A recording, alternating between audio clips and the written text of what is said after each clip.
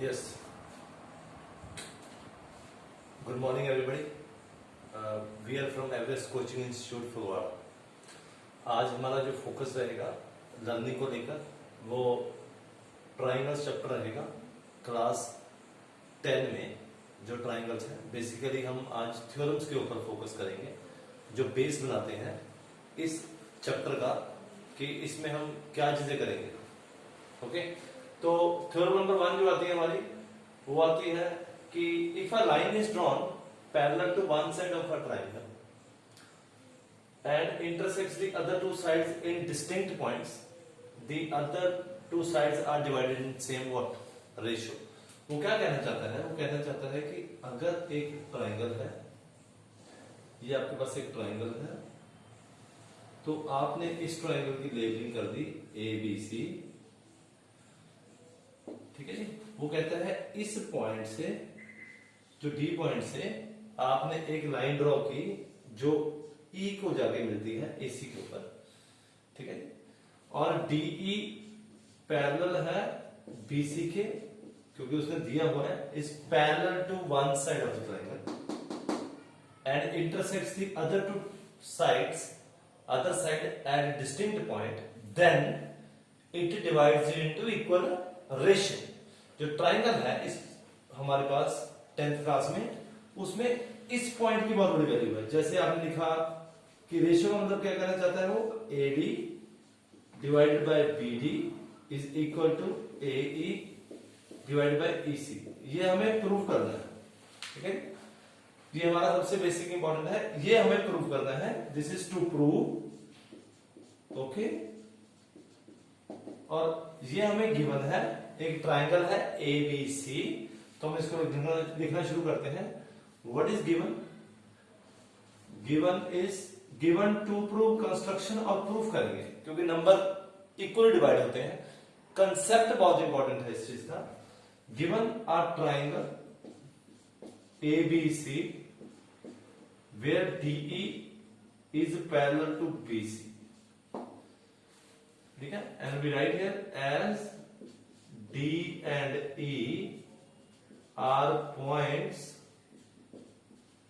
on AB and AC. Okay. To prove आपने इधर लिख दिया है. कंस्ट्रक्शन आपने की है. कंस्ट्रक्शन में आपको क्या आएगा? आपने इसको ज्वाइन करना है BE को CD को. तो you will join BE comma C. ये फर्स्ट पॉइंट हो गया. दूसरा पॉइंट क्या है? आपने डी से ए के ऊपर परपेंडिकुलर ड्रॉ करना है. ओके. और ई से आपने एडी के ऊपर परपेंडिकुलर ड्रॉ करना है. Okay. So you will write here after this from D draw perpendicular on AE and from E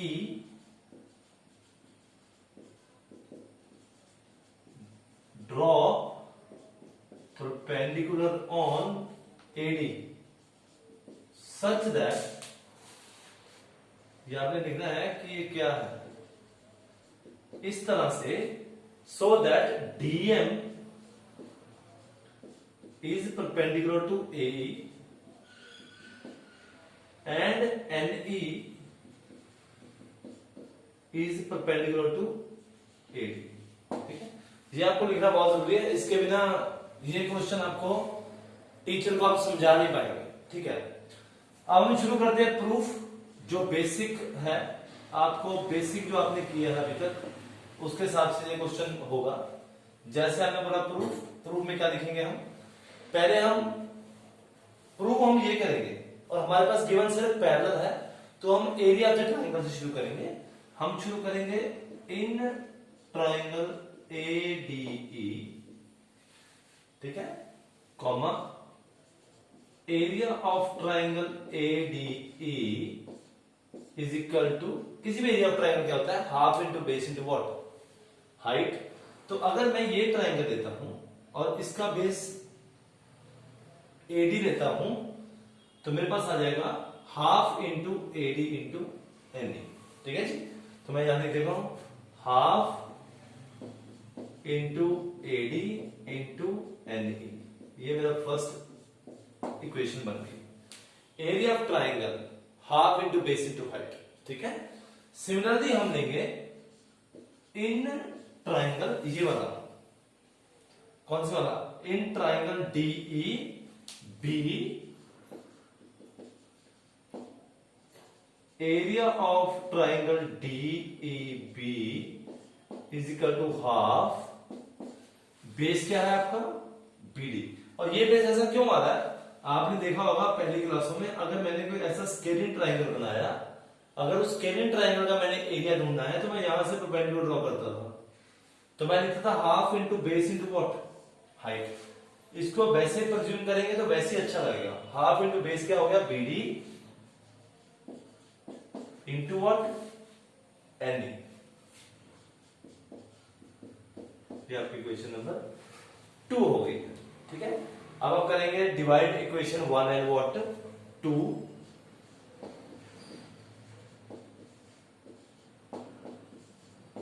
क्या मिलेगा आपको, आपको एरिया वाला रेशियो आ जाएगा। तो आप लिखेंगे area of triangle ADE divided by बेटा area of triangle DEB।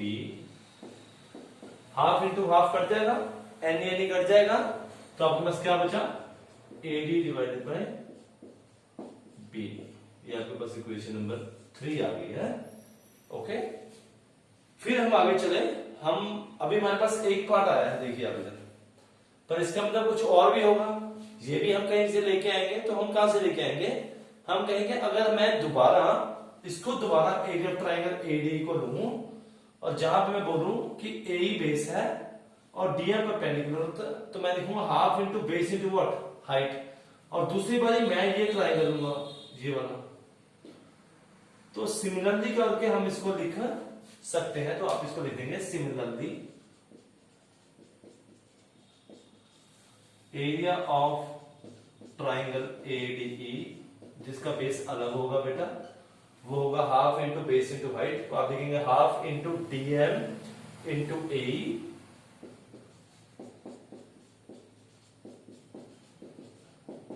Okay, और फिर आप दूसरा लिखेंगे area of triangle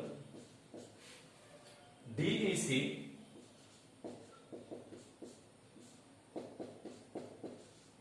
half into base क्या होगा इनका, EC इंटू व्हाट, DM। ये आपकी 4 होगी, ये आपकी 5 होगी। आप इसको डिवाइड करेंगे, ठीक है, आप इसको डिवाइड करेंगे तो आपके पास आ गया, यहां पे लिखते हैं। आप इसको जब डिवाइड करेंगे तो आपके पास आ जाएगा area of triangle ADE divide by area of triangle DEC। ये आ गया आपके पास AE डिवाइड बाय EC।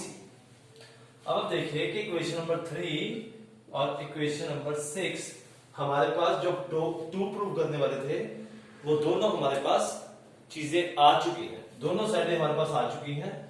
पर ये पॉइंट ये है देखने वाला, एक हमने इक्वेशन ये निकाली थी पहले, जहां हमने एरिया ऑफ ट्राइंगल लेकर दोनों को रेशियो निकाल दी थी। ठीक है, फिर हमने दोबारा एरिया ऑफ ट्राइंगल लेकर ये जो रेड डॉट्स वाली इक्वेशन निकाली है। मेरे ख्याल आपको इसमें क्लैरिटी होगी। अब आप देखिए कि हमने जो गिवन में लिखा था, अब उसकी जरूरत पड़ेगी हमें। हमने लिखा है कि DE is perpendicular to what, BC।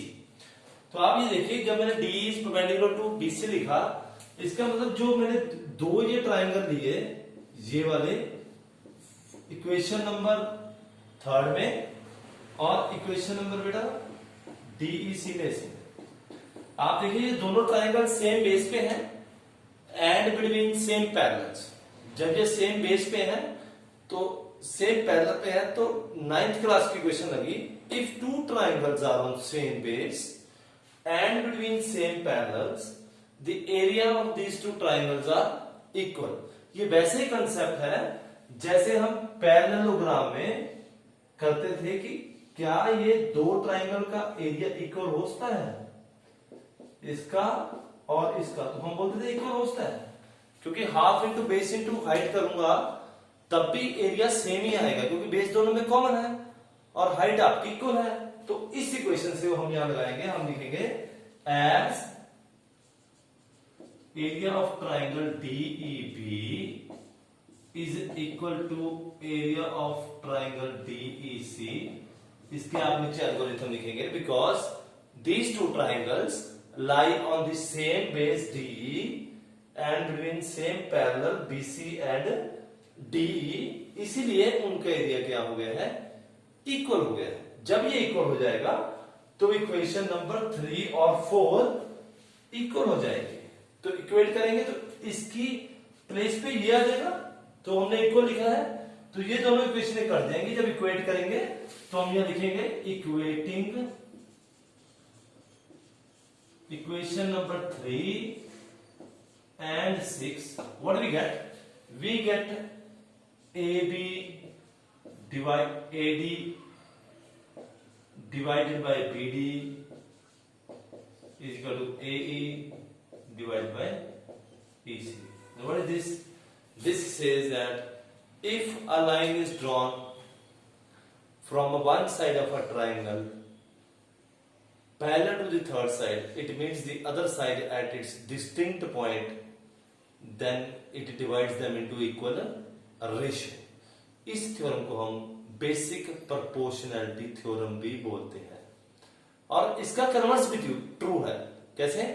अगर ये साइडें रेशो में है, अगर ये रेशो में है तो उसका मतलब क्या है कि ये लाइन इसके क्या होगी, पैरेलल होगी। ये कन्वर्स भी ट्रू है, क्योंकि हम उससे सिमिलरिटी से प्रूव कर सकते हैं। ठीक है, तो मेरे आइडिया से आपको क्लियर हो गया होगा।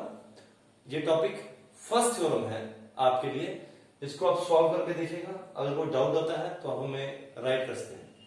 Wish you happy learning, have a good day, bye.